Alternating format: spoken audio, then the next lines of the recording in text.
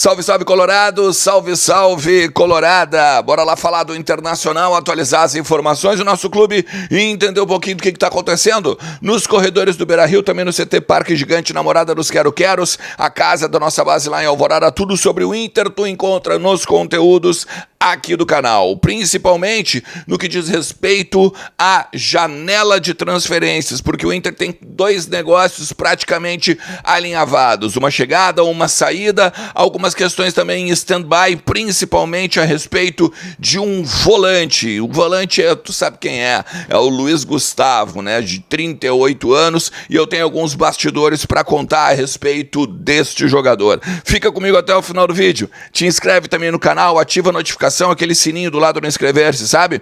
O teu like, o compartilhamento são importantíssimos. Também quero te chamar bem-vindo, né? Tu que é novo por aqui, tá chegando. Ontem, né, muita gente também mandou mensagem, depois de o último Vozes do Gigante, que ia começar aqui a curtir os vídeos, assistir mais, já se preparar para o Intervenção agora na primeira semana, né, de janeiro, dia 5 de janeiro, Bolívar, Glauco Paza, Diego Brião, também o Ale Dornelles e eu, vamos falar de Inter de domingo até quinta-feira. E hoje à noite, quase um presente de Natal, beleza? A gente vai fazer o sorteio do Clube do Ernest, dessa posada maravilhosa, tá? Um final de semana para 2 pessoas e uma criança na faixa, na Vila do Coral. É uma posada maravilhosa da galera da turma do Vila do Farol, tá? Que tem vários empreendimentos, né? Também do ramo hoteleiro, em Bombinhas, Santa Catarina. Mandar um grande abraço para essa galera e mandar um abraço também pro Guilherme, meu grande parceiro lá de Santa Catarina. Olha só, velho, olha a lindeza que é o Vila do Coral. Tu pode ganhar, é só te inscrever no Clube do Ernest ainda ao longo dessa terça-feira, beleza? Bom, vamos lá. 2 negócios fechados, chegada, saída e o stand-by. Vamos lá. Chegada, Pedro Raul. Empréstimo, o Inter pagando na casa dos 500 mil, passe fixado ao final da temporada. O Inter e o Corinthians basicamente se acertando, os últimos trâmites burocráticos aí a respeito da chegada do atacante. Ele, que a gente já vem falando há muito tempo aqui, né, que provavelmente seria o primeiro reforço do Inter. Tendência é que seja na semana que vem, ou até de repente na primeira semana de janeiro, o anúncio oficial, mas o Pedro Raul, ele tá 99% acertado com o Internacional, vai jogar no Beira-Rio em 2026. Se a gente for olhar, sai o Ricardo Matias pro mundo árabe, chega o Pedro Raul. Eu não faria esse acordo, tá? Eu não faria esse acordo. Eu acho que o Ricardo Matias ele tinha mais a entregar do que o Pedro Raul. Mas a característica, pelo menos de pivô, de jogar segurando o zagueiro e também de costas para o gol, como gosta o Pesolano, me deixa com um benefício de dúvida. Vou voltar a dizer, eu não faria esse negócio. Eu apostaria no Ricardo Matias para todo 2026 e a gente tentar vender ele melhor nesta temporada. Mas também entendo que o Inter está numa pindaíba desgraçada, né, em termos de finanças, valores, dinheiro, e precisa negociar seus jogadores. E aí, a partir daí, ver com bons olhos, né, esse empréstimo vai ter que pagar só o salário, não paga nada para o Corinthians. Assim como também está vendendo o Ricardo Matias, está vendendo o Vitão. E aí aqui é uma negociação que não é de todo ruim, se a gente for olhar. Mas, ao mesmo tempo, os jogadores que vão vir precisam render. Por quê? O Inter está vendendo para o Cruzeiro o zagueiro Vitão. 70% dos direitos econômicos. Vai lembrar, o Inter tinha 80%. Ou seja, fica com 10 para uma venda futura, caso o Cruzeiro, né, consiga aí negociar o jogador lá na frente. 7 milhões de euros na casa dos 45, 46 milhões de reais. Com isso, o Inter bate a meta, né? Ricardo Matias e Vitão tem ainda um dinheiro para o ano que vem, em termos de capital de giro, aquela coisa. Vendeu também o Luiz Otávio, vai pegar 3,2, 3,5 milhões de dólares, ou seja, consegue uma grana para pagar suas dívidas da temporada e também investir em algumas coisas. Por exemplo, Carboneiro.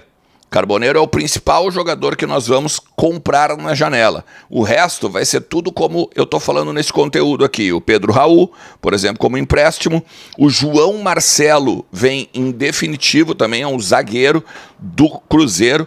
Tem um zum, já me chamaram aqui dizendo que ele não quer vir, tá? Mas eu não tenho essa informação. A ESPN teria dito que o João Marcelo preferia ficar no Cruzeiro para disputar Libertadores e tudo mais. O João Marcelo é um zagueiro de 25 anos, ele estava no Porto quando o Cruzeiro trouxe ele para o Brasil, repatriou. E aí, a partir dali, ele teve uma lesão no joelho, uma lesão multiligamentar no menisco e não sei o que. Ele teve que fazer a cirurgia e ficou 9 meses fora dos gramados. Por isso que ele atuou pouco agora na temporada 2025. Mas ele era titular do Cruzeiro no início da temporada, antes da lesão e tudo mais. Também junto na negociação vem o Japa. O Japa é um volante, ele joga de segundo e terceiro homem do meio. Tá? Ele tem 21 anos, esse vem por empréstimo. Não tem passe fixado. É só empréstimo para jogar essa temporada e no final vai embora, ou aí faz outra negociação, enfim. Mas no contrato de fechamento, Vitão e esses dois jogadores, é um empréstimo sem passe fixado. Esse jogador é o seguinte, tá? Ele é interessante, mas ele jogou pouco esse ano, por quê? Lesão. Quando ele tá disponível, ele é um bom nome, tá? Ele é um bom nome. Ele é um volante forte, é um volante que tem certa velocidade, e tudo bem, né? Tem 21 anos, tem que ter velocidade mesmo. Ele parece meio com o Rômulo, tá? Ele parece um pouco com o Rômulo, que é, inclusive, a característica que muitos do departamento de futebol falam sobre encontrar volantes. Pessoas, jogadores jovens, jogadores que possam vir não só a agregar em termos técnicos e físicos, mas também em termos de desenvoltura de meio campo. E aí talvez, por conta da desenvoltura, tenha o Luiz Gustavo aí também aparecendo no noticiário colorado. O que eu tinha descoberto ontem? Que o Luiz Gustavo, ele recebe um salário de R$900 mil no São Paulo. Mas vale destacar que ele está lá há 2 anos. Então esses 900 mil pode ser salário, luvas e direito de imagem. Pode ser tudo isso, tá? O Mirassol quis contratar esse jogador.